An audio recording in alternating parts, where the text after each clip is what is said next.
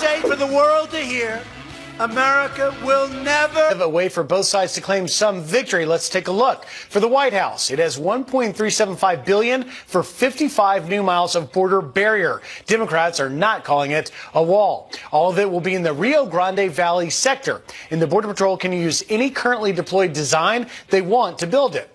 Now, for Democrats, a 17% decrease in ICE detention beds, reducing the number from 49,000 currently down to just over 40,000. But there could be some wiggle room here because DHS funding elsewhere could give them additional beds in the event of a surge on the border. The big question now is whether or not the president will sign this. Well, I can tell you that a lot of things have changed, and we'll see what happens. I can't go into the exact deal. I just heard it very quickly. Now, let me give you some perspective. The RGV sector has 316 river border miles total. It has 55 miles of existing wall. All of it is on the east side of the sector. There is no wall on the west side. Right now, in fiscal year 2019 so far, over 90% of the apprehensions are occurring on the west side. And those apprehensions are almost twice what they were this time last year, with more than 77,000 as of Sunday night compared to 38,000 in fiscal year 18. So those officials are telling me this morning, because I said, what do you think of the deal? They said, well, we could use 55 more miles on that west side. Guys? The more, the better for the president. All right, Griff, thank you very much. So the White House needs to review it. Apparently, Anita Lowy, who is the House Appropriations Committee chairwoman, ran the deal past Nancy Pelosi last night, and Nancy Pelosi was okay with it. But then again, why wouldn't she be? Because she does not really cave to the president. You know, he wanted more miles. She's not going to give it to him. So for her, it's a win. And again, for the president, it's a win because it is more miles of fence. But another thing is, she said, yeah, I'll give you 1.3, but not $1 for the wall, the fence, the barrier. Well, whatever you Remember, call it. barriers are immoral. Now at least the money can go directly to whatever the president wants it to, and I'm sure it'll be the bollard fence in most cases and the other fence when needed. And the thing is, if it takes 2017, we get 1.6, I think, billion. It took till 2018, here we're in 2019, to actually start building the wall this week. So the president's not going to be slowed down by the extra 50 miles because he needs that time to build. Next thing you know, 7 months will go by. September 30th will happen. He'll get allocated more money. Isn't this negotiation? I mean, Nancy Pelosi said not $1, and now we're saying $1.4 billion. It's not what the president wanted. It's not even nearly close to what the president wanted, but at least it's something. And he wanted the 215 miles, and this is going to allow for 55 miles. But it is negotiation time. And this will fund the government through September, and then maybe they'll give him more at that point. Right, that 25% of the government that was not funded through next September. But you got to wonder what the president has got up his sleeve, because while it does only provide a certain number of miles, it does sound like the president, when he said this, has a plan B or a plan C. We're building the wall anyway. And illegal immigration hurts all Americans, including millions of legal immigrants, by driving down wages, draining public resources, and claiming countless innocent lives. The biggest proponents of open borders are rich liberals and wealthy donors. These are hypocrites who oppose security for you while living their entire lives. I do too, to be honest with you. I'm guilty. I'm guilty. I also live behind walls, okay? They live behind walls and gates, and they have guards all over the place. Me too, because I want to be safe, and I want to make America safe, if you don't mind. So security should not belong only to the rich and to the powerful. Safety is the birthright of every American, which is why we must finish the wall. It's happening. The president said we're going to build the wall anyway, and his chief of staff was interviewed a few days ago and said he'll take this money, he'll take a little bit money here, a little bit more here, he'll find a way to fund the wall. We've been watching a lot for the Democratic candidates and saying what they want to do with the country. So is the president. He's got a theme and ready to build a theme. Number one, finish the wall. Number two, late-term abortion, not okay with him. And so here is the Green Plan, and he had a good deal. He had a good thing. He really took that on big time. He also took on socialism, the new trend among many Democratic candidates. There are those trying to implement socialism right here in the United States. So I again say to you, and I say it for the world to hear, America will never be a socialist country. Never. Never. We're born free, we will live free, and we will die free. We will always be free. So there he was last night in El Paso at the El Paso County Coliseum. He was repeating the line from a week earlier. Doubling down. At the State of the Union. Mm-hmm. And remember where, you could see how half the hall at the State of the Union applauded and then the other half just sat on their hands. Well, in that hall last night, yeah, I mean, everybody was like, that's right, we'll never be socialist. Even though there are a number of people who are on the political left who are talking about that. The socialists were half a mile down the road at the Beto O'Rourke rally, probably. Yeah, that's why Howard Schultz is so determined to run away. Mayor Bloomberg might have a shot because they can't believe how far left the Democratic Party, which they belong to, has gone. All right, so Chris Pratt defending himself, defending his church after Ellen Page, who's that actress, remember her from the movie Juno? There's her picture. She said she put out a tweet. Right, he was on with Stephen Colbert. Right, talking about his church and his faith, and she put out a tweet saying, if you're a famous actor and you belong to an organization that hates a certain group of people, don't be surprised if someone simply wonders why it's not addressed. Being anti-LGBTQ is wrong. There aren't two sides. The damage it causes is severe. Full stop. Sending love to all. Okay, so this was the tweet, but his church is infamously anti-LGBTQ, so maybe address that too? Well, he did address his church on Instagram and said this.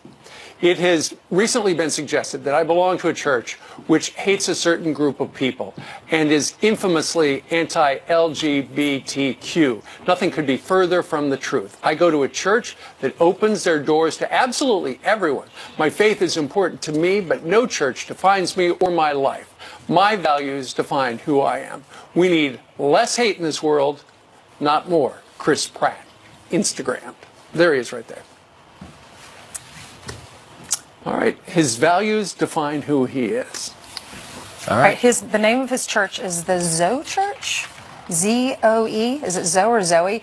And he is saying, I mean, he's been very outspoken about his faith, and that's why so many people love him, because when he's at the award shows, he gives credit to God, and he just seems to be a remarkable man. He just got engaged to Arnold Schwarzenegger's daughter. And his faith is important. All right. So that's Let us know what you think about it. Absolutely. All right. 8:10 now here in New York City, and Jillian joins us with Fox News Alert. That's right. Some news out of Florida. So let's get you caught up, starting with this Fox News Alert right now. 3 U.S. Army soldiers are rushed to the hospital after an apparent parachuting accident in Florida. Crews were called to the Homestead Air Reserve Base. A spokesman says the soldiers were hurt during airborne operations early this morning. It is unclear how serious their injuries are. This base is the winter home of the Army's parachute team, the Golden Knights.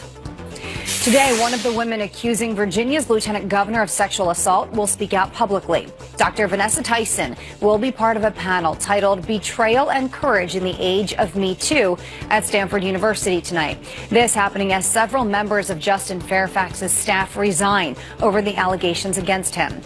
Fairfax has denied the allegations and called for an FBI investigation into them. Now, another Fox News alert. Just moments ago, retired astronaut Mark Kelly announcing he's running for Senate in Arizona, the seat once held by John McCain. Kelly, the husband of former Congresswoman Gabby Giffords, has been a vocal advocate for gun control since Giffords was shot at an event with constituents in 2011. 6 people were killed. Kelly flew his first mission with NASA in 2001. Tonight, one lucky pooch will be declared top dog at the Westminster Dog Show. The competition is heating up in New York City with some family drama. Bourbon, the Whippet, chasing her brother Whiskey out of the competition. Well, she was later beaten in the Hound group and eliminated. Guess that means karma came back to bite her. So, Bourbon and Whiskey are their names. Whiskey and brother and sister. Look at that. All right. That was my attempt at a funny. That was good, Julian. All right. Meanwhile,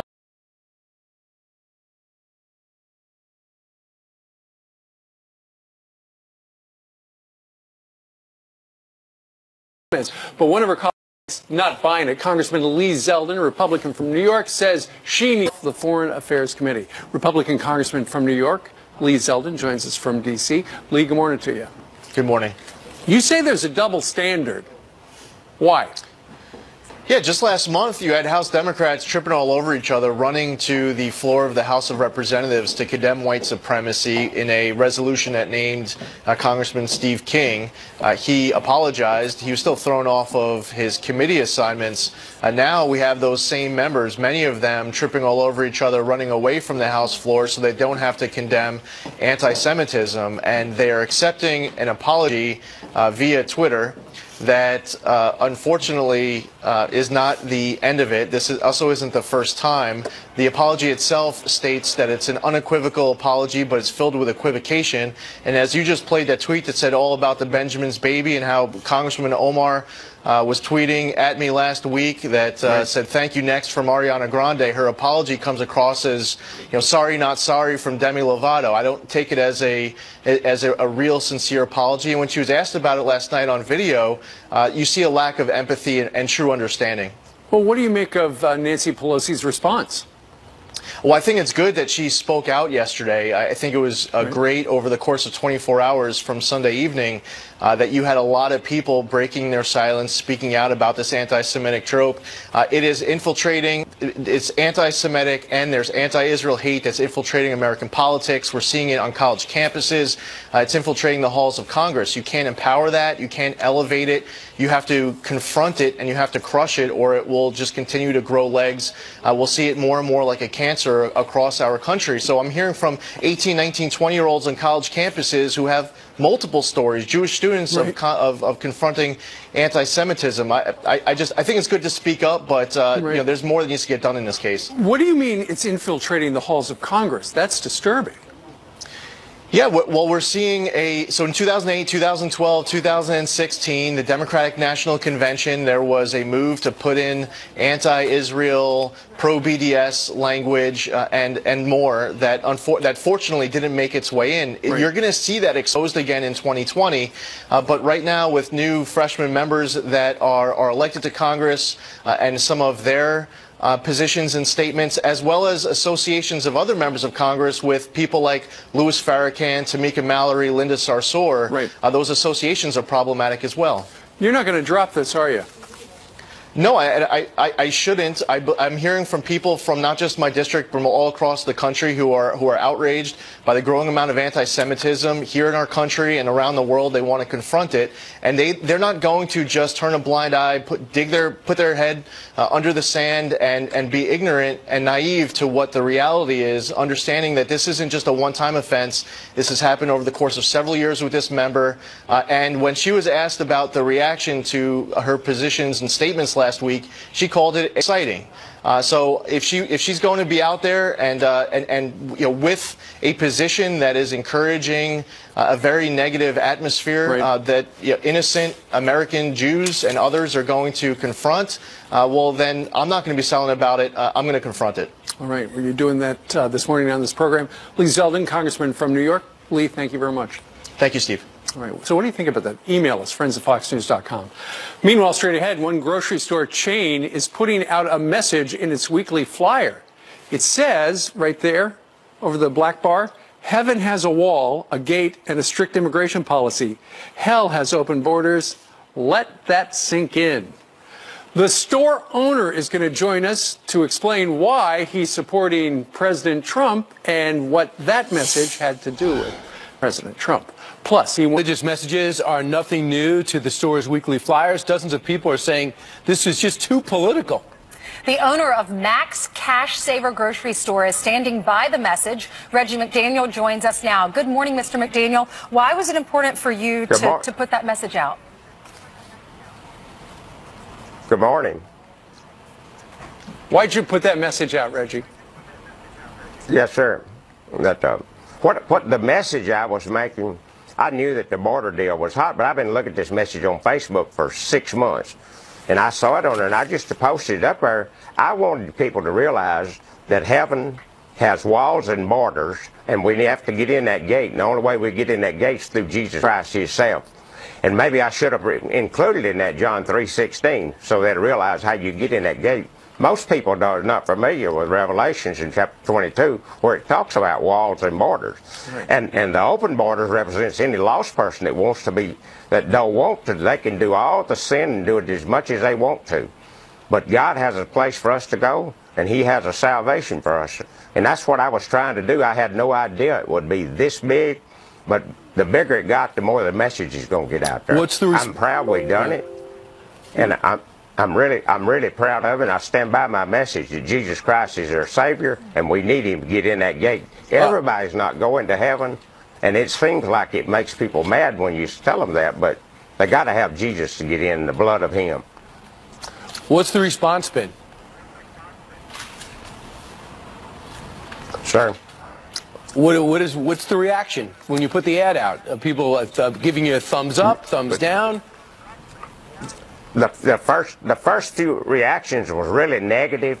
Then we went on a news station, and I gave them a statement for about 15 minutes. I talked to them, and they played that, and it's been probably 90% positive. Now, we'll have one of those people latch on to us from somewhere that, from out of the country or somewhere way away, that if they talk so filthy and so pitiful. I don't even know why Facebook lets it stay up there.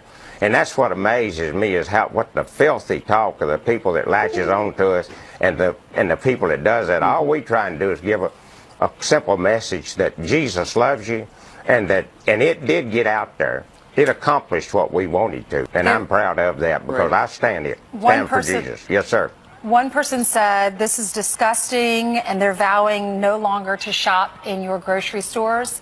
What do you say to those folks?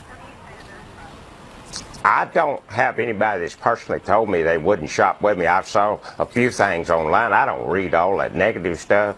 I really focus on the positive and focus on taking care of our customers. I have churches all over this community has texted me and called me this morning at 5 o'clock on, praying for us to do this and praying to stand firm in what we do. And every one of my customers I've faced has told me the same thing. Stand firm, we stand with you. And that's all I need. As long as I'm in God's will, I'm happy. The grocery business will be fine.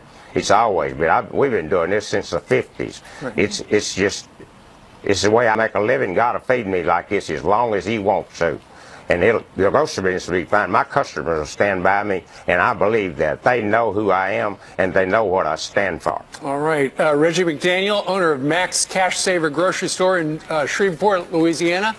Doubling down. Happy you put it out there. And I saw from the circular your ground beef is $1.99 a pound. Thank you, sir, for joining us live. Thanks, Mr. McDaniel. Thank y'all. All right. Was it sirloin or chuck? I think it was 90% ground beef. Okay, I love the circulars. I'm one of the few people with. I make chopped meat. I've made chopped meat before. I'll talk about that in the break. Yeah, I worked in a meat store. Should put that in your next cookbook, Steve. I will indeed. One driver taking road rage to a new level, trying to run over people because they threw snowballs at a car. The shocking moments caught on camera. Whoa. You're seeing some of it. Plus, Todd is having breakfast with our friends down in El Paso after President Trump and Beto O'Rourke's dueling rallies. Hey, Todd. Hey guys, we're of course talking about those rallies, but it's also about the food. If you've watched this morning, I've had a taco, unclear if it was with Brian's own chopped meat. I've also had fried chicken, and now let's wash it down with some pie. More building that wall. Take a listen. You don't want a wall. Why? It's a waste of money. Well, I know from the fact base, first of all, that it doesn't do anything. It's not necessary. And it's not the way that drugs and terrorists come into our country. I don't like borders. The wall has no purpose. Even if he built it himself, I still wouldn't care because we would find a way around it. If you were president, would you make the United States a sanctuary country? Oh, heck yeah. Bring them all. Bring your tired, bring your hungry, bring your weary. We accept them all. Now we have some different opinions here at Elmer's. We begin with Bethany. Bethany was at the rally. Bethany's a small business owner, and you say you went to the rally, you want to support Trump because you love what he's done for your business. Why? You know, having a president who really understands the economy and numbers has made such a difference, and we have the greatest economy we've ever had, and it really helps small businesses grow. He's been able to remove throttling regulations and help us be able to grow our businesses. And you've paid your workers more. Yes, I've been able to increase their salaries. Good stuff. All right, Bethany, thank you. Adolfo, at the rally, you loved it. You had a great time. And you say as a Latino, you get really frustrated when people call Trump supporters racist. Why? Just the thought that they say that frustrates me, because the party as a whole is not racist. We're open to everybody. We're inclusive. I get offended just by the comment itself because we're not racist at all. I am Hispanic, and I'm proud to be that. And it was a pretty diverse crowd there, right? Oh, very, very diverse last night. Very good. And somebody who really saw that firsthand is Justin. He volunteered at the rally. You were talking to me about the diversity. What did you see? I saw so many people that were Hispanic there, and they were so ravenous about how much they love President Trump. And they wanted the wall? They wanted the wall. They really did. Why did you choose to volunteer? Because he's the only president in my lifetime that I actually remember that actually does what he says he's going to do from the campaign trail up until now. Everything he says he does. Justin, thank you. Ray Bob, you say there was unity of people at the rally. What do you mean? Oh, it was awesome. It was great to see so many people from the community, diverse backgrounds that were here to support the President of the United States. And it was great to watch everyone be able to look through the fake news and come up with an idea that says, you know what, there is a problem here and we need to fix it. Ray Bob, thank you. And finally, we go to Dan. Dan, your favorite part of the rally was when President Trump talked about his focus on faith and family. Why? Right at the end of his speech last night, faith and family, and he also mentioned that the government and bureaucracy is just getting us nowhere. Understood. Dan, thank you. Thank you all. What a great diner. Amazing time. Thank you to the owners. They were so kind to us. We can clap. And with that, I know I just had pie, but enchiladas are my favorite, and I'm going to eat enchiladas. So we'll see you guys back in New York tomorrow. It's time for Toddy to eat. That was Todd's Jeb Bush moment. Please clap. Remember? Yes. Jeb. But nobody clapped for Jeb. They really, they felt it. Excited to see Todd there. That was great. All right, 22 and a half minutes before the top of the hour, and Jillian joins us right now. Yes, good morning. 2.5 minutes till the top of the hour. Absolutely. Right. So we're following the story. Now 23. Okay, should I go now? Yes, no? Okay. You can go. Okay, so the newspaper carrier finds an abandoned baby in the freezing cold in the middle of a road. The carrier took the baby girl into his car and called police in California. Officers wrapped the newborn in blankets and took her to the hospital. She will be okay. Police are looking for the child's mother. She could be charged with attempted murder. A driver speeds towards a group of people in a snowball fight. The frightening moments caught on camera in Seattle. Watch this. The driver tackling a man she claims was throwing snowballs at her. She's under arrest for reckless driving and DUI. No one was hurt. A Florida homeowner holds a would-be thief at gunpoint until police could get there. The man catching the crook trying to bust into his garage just south of Daytona Beach. He ordered him down to the ground as his wife called 911. He's on the ground, gunpoint, man. He's cursing at me. I'm out here with my wife. Please get them here. The suspect is charged with attempted burglary. He told police he was lost and looking for a neighbor. The NFL Defensive Rookie of the Year surprises his mom with a brand new Mercedes-Benz.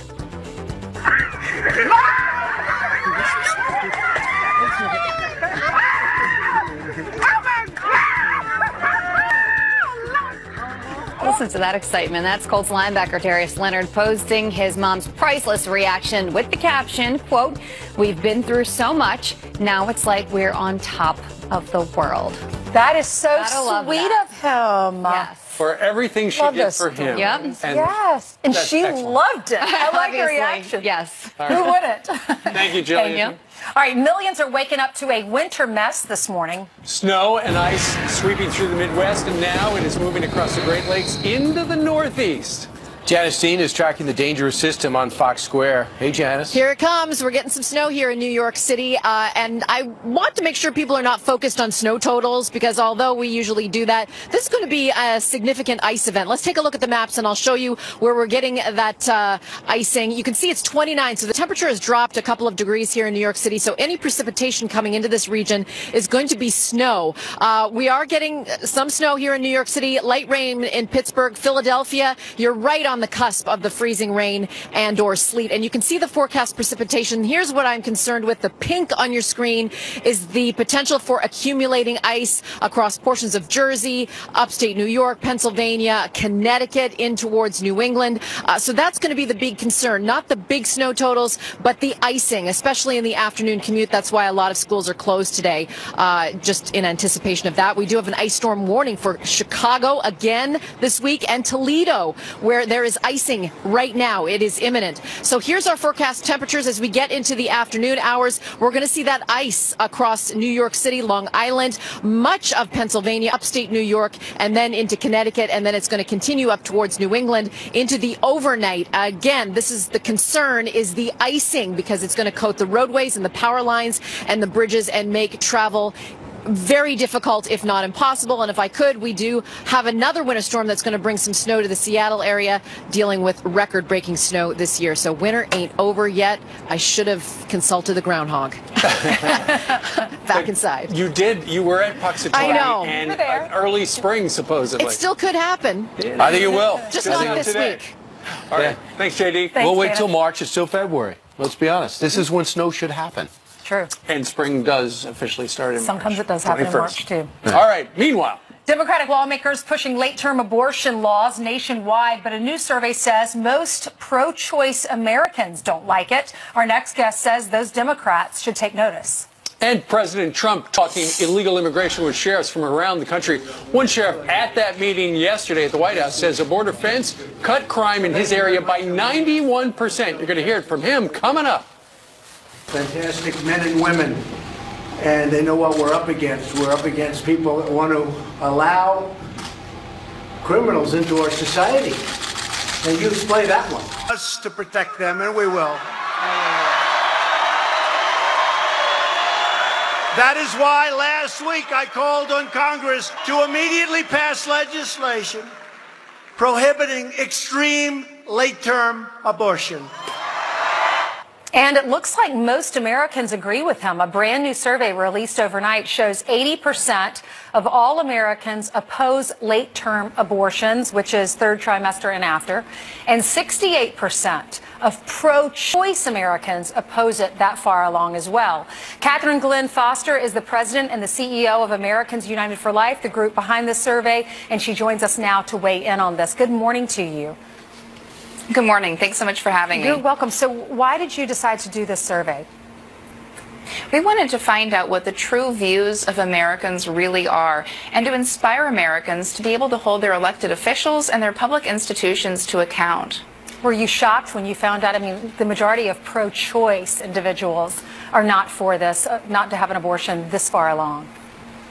Absolutely. Our survey showed that the